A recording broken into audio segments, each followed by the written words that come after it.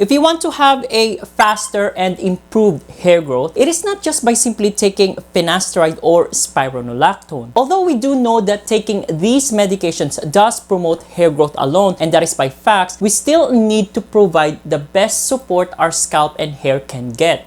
Hey guys, kumusta naman kayo? Welcome back to my channel. If you guys are new here, my name is Moe and I do contents about nursing in skincare and hair care. In today's video, I will share with you my proven hair care routine for faster and improved hair growth. And so, if you're interested in knowing my proven hair care routine, then just keep on watching.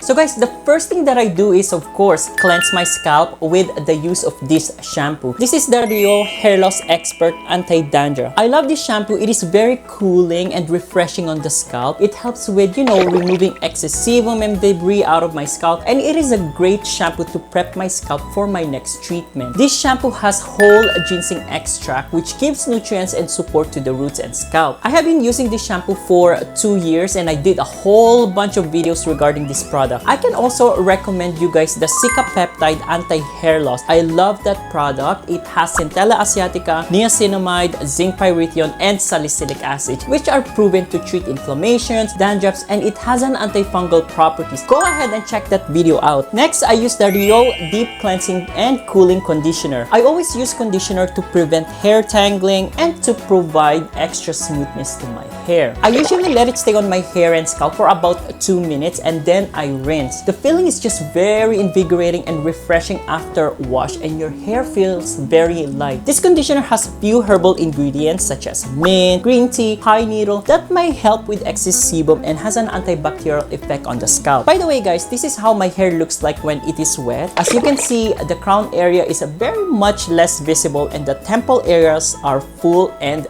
thick. Next is one of my main treatment, which is the application of minoxidil 2%. If you guys are up to date with my minoxidil videos, we all know that minoxidil is an FDA approved medication for both male and female hair loss. While my hair is still damp, I go ahead and spray it on my scalp. I usually apply it on both my temple areas first, then on my crown area. Once that is done, I go and massage it gently for a few minutes. I then cover my head with a towel for I would say about 10 minutes just to help with absorptions. Guys, I just started minoxidil 6 months ago and so far I am liking the result because it does make my hair stronger and it really helped my temple areas big time. I did a video on why I started minoxidil 2 years later than finasteride. In that video, I talked about that specific strategy that I did and how it boosted my hair. Next is my favorite part, and this is by using my baby here. This is the Hair Max Laser Comb. Love it, love it, love it. So to use it, you first start on any area, then you move slowly few inches after each beep sound. You can use this on either damp hair or dry hair. It doesn't really matter. Guys, do not worry. This is a cold laser and will not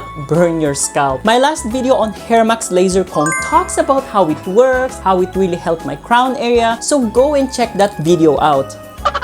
With Hair Max Laser Comb, you are to use it 3 times a week for 8 to 15 minutes per session. In my case, I use it Monday, Wednesday, Friday. So after the treatment, do not heat dry as it can cause damage to your hair. I advise to just let it air dry. And lastly, I do not forget to take my finasteride daily on the same time. On my last video, I talked about the best time to take finasteride for faster hair growth. In that video, I talked about if there is really a specific time that you should take finasteride for faster hair growth. This hair care routine can also be applied to our female viewers, specifically the use of minoxidil, anti-hair loss shampoo and conditioner, and the use of laser device, as these are proven to work for female hair loss, but not with the use of finasteride, as this medication is for male only and not to be used by female unless otherwise recommended by your doctor for a specific medical condition.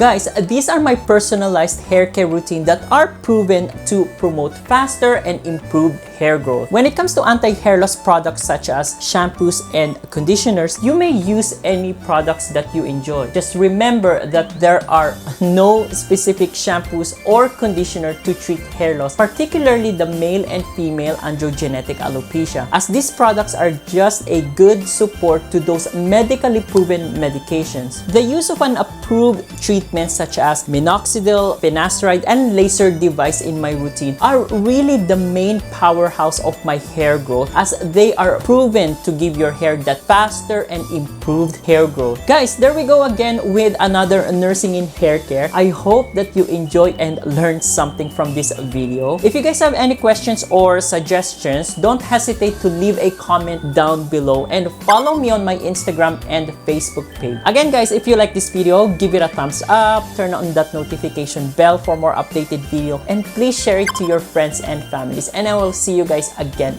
next time on my next video. Bye bye!